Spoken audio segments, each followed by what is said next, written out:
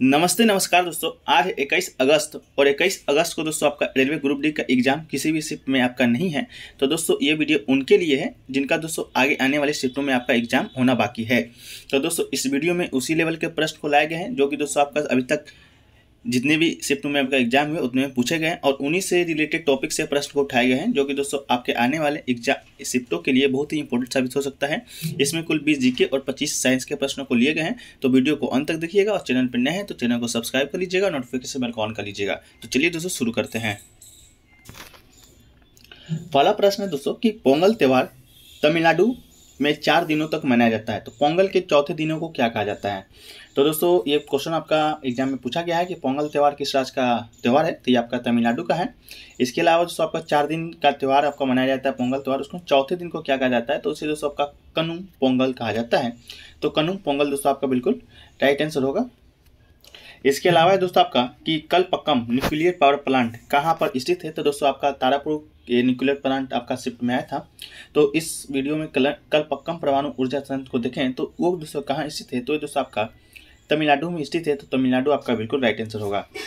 इसके अलावा दोस्तों नर्मदा नदी पर कौन सा बांध बनाया गया है? तो नर्मदा नदी की बात करते दोस्तों तो उस पर सरदार सरोवर बांध जो कि दोस्तों बनाया गया, ये प्रश्न आपका शिफ्ट में पूछा गया है। अगला दोस्तों की लेटराइट मिट्टी लोहे और डैश में समृद्ध होती है। तो लेटराइट मिट्टी की बात करें तो उसमें दोस्तों लोहा और एल्युमिनियम आपका समृद्ध होता है। तो आपका एल्युमिनियम राइट आंसर होगा। इसके अलावा अगला क्वेश्चन दोस्तों कि सिक्किम 1975 में डैश में जोड़ा गया था, संशोधन के द्वारा भारत संघ में जुड़ा। तो सिक्किम दोस्तों आपका मालूम है कि 1975 ईस्वी में भारत के राज्य संघ में आपका जुड़ गया था, जो कि एक पूर्ण राज्य के रूप में आपका दर्जा प्राप्त कर लिया था। तो वो पूछा गया दोस्तों किस संविधान संशोधन के तहत आपका जोड़ा गया था? तो ये दोस्तों आपका 36वां संविधान संशोधन 1975 के तहत आपका सिक्किम को भारत में आपका जोड़ा गया था। अगला प्रश्न दोस्तों कि प्रतिरोध का ईसाई मात्रक क्या है? तो बस ईसाई मात्रक से एक प्रश्न देखने को हमेशा मिले हैं, अभी तक 6 शिफ्टों में एग्जाम हुए हैं। तो दोस्तों प्रतिरोध का ईसाई मात्रक की बात करें तो इसका ईसाई मात्रक दोस्तों आपका ओम राइट आंसर हो जाएगा। इसके अलावा दोस्तों कौन सा निष्क्रिय गैस है? तो कुछ निष्क्रिय गैस को देख लेते हैं जो कि दोस्तों आपका एग्जाम में आने की संभावना है। तो पहला helium, neon, argon, krypton, xenon and the radioactive radium दोस्तों आपका निष्क्रिय गैस की श्रेणी में आपका आता है। अगला दोस्तों कि मोर का हृदय कितने चैम्बर का होता है? तो मोर की बात करें तो दोस्तों इसका जो चैम्बर होता है आपका हृदय का वो 4 होता है। इसके अलावा दोस्तों crocodile, birds and mammals have 4 chamber. इसके अलावा क्रोकोडाइल्स, बर्ड्स और मेमल का भी दोस्तों 4 हृदय चैम्बर होता है। अब फिश की बात करें दोस्तों तो फिश में 2 चैम्बर युक्त आपका हृदय होता है। अगला दोस्तों कि जल का घनत्व कितने केल्विन पर सर्वाधिक होता है? तो दोस्तों केल्विन की बात करें तो 277.15 केल्विन पर आपका सर्वाधिक होता है और सेल्सियस की बात करें तो 4 डिग्री सेल्सियस पर आपका सर्वाधिक होता है जल का घनत्व। अगला दोस्तों कि श्वास मनुष्य का लार का पीएच मान कितना होता है? तो लार का पीएच मान की बात करें दोस्तों रेंज का तो ये दोस्तों आपका 6.2 से 7.6 रेंज तक दोस्तों आपका स्वस्थ मनुष्य का पीएच मान होता है। अगला दोस्तों कि कपास के बीज से रुई की अलग करने की प्रक्रिया को क्या कहलाती है? Separating the cotton of fibres from the seeds. तो इसका जो राइट आंसर हो जाएगा दोस्तों आपका कॉटन गिनिंग, मतलब कपास की ओटाई दोस्तों आपका इससे कहा जाता है। अगला दोस्तों त्वरण का ईसाई मात्रक क्या है? तो त्वरण का ईसाई मात्रक की बात करें तो 200 मीटर पर सेकेंड स्क्वायर दोस्तों त्वरण का ईसाई मात्रक होता है। अगला दोस्तों कि cyanocobalamin is the name of which vitamin. तो इसका जो राइट आंसर हो जाएगा दोस्तों आपका विटामिन B12। विटामिन B12 का दोस्तों आपका रासायनिक नाम है साइनाकोबालामाइन। अगला दोस्तों कि सौर सेल में कौन सा सेमीकंडक्टर उपयोग किया जाता है? तो दोस्तों बात करें सौर सेल में तो ये दोस्तों आपका सिलिकॉन का सेमीकंडक्टर आपका यूज किया जाता है। अगला दोस्तों चींटी के डंक से राहत पाने के लिए बैंकिंग सोडा और जिंक कार्बोनेट युक्त कौन सा घोल लगाया जाता है?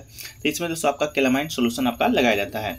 अगला दोस्तों कि मानव शरीर के अंदर विषाणु संक्रमण उपचार के लिए क्या दिया जाता है? तो दोस्तों आपका ऑप्शन दिया गया एंटीसेप्टिक, एंटीबायोटिक्स, एंटीबायोटिक या एनाल्जेसिक। इसका जो राइट आंसर दोस्तों आपका हो जाएगा एंटीबायोटिक्स आपका दिया जाता है। अगला दोस्तों कि तितली के जीवन काल की 3rd अवस्था को क्या कहते हैं?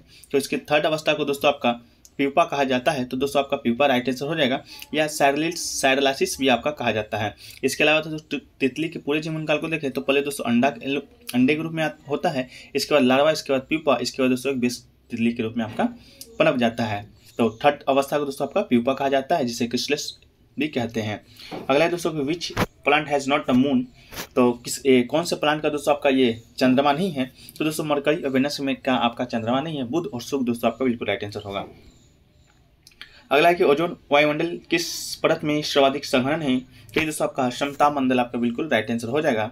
अगला है दोस्तों कि मनुष्य में कितने गैर लिंग गुणसूत्र होते हैं जोड़े में, तो मनुष्य की बात करें दोस्तों उसमें गुणसूत्र 22 जोड़े आपका होता है। अगला दोस्तों कि बल्ब में चमकने वाले हिस्से का क्या नाम है, तो बल्ब में जो चमकता है दोस्तों आपका लाल लाल उसको दोस्तों फिलामेंट कहा जाता है। तो फिलामेंट आपका राइट आंसर हो जाएगा। और फिलामेंट दोस्तों बनता है आपका टंगस्टन से, और टंगस्टन का गलनांक देखें तो दोस्तों 3422 डिग्री सेल्सियस आपका इसका गलनांक होता है। अगला दोस्तों की wavelength is a symbol of the which sign, तो वेवलेंथ को दोस्तों आपका लैम्डा साइन से डिनोट किया जाता है।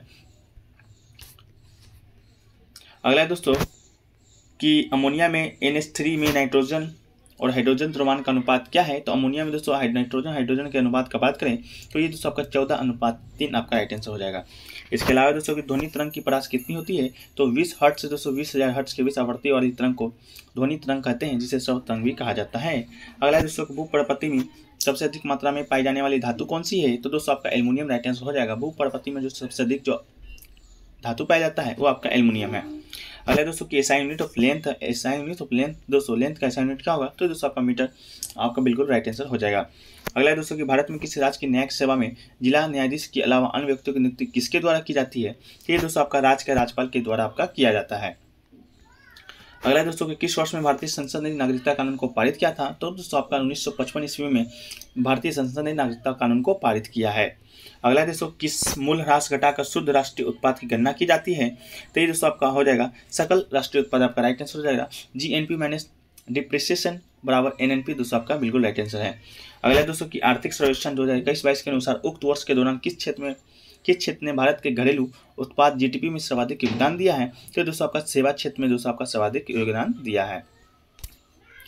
अगला दोस्तों की 2011 की जनगणना के अनुसार जनगणना के आंकड़ों के अनुसार भारत का जनसंख्या घनत्व कितना था, तो ये दोस्तों आपका 382 व्यक्ति पर किलोमीटर दोस्तों आपका राइट आंसर था।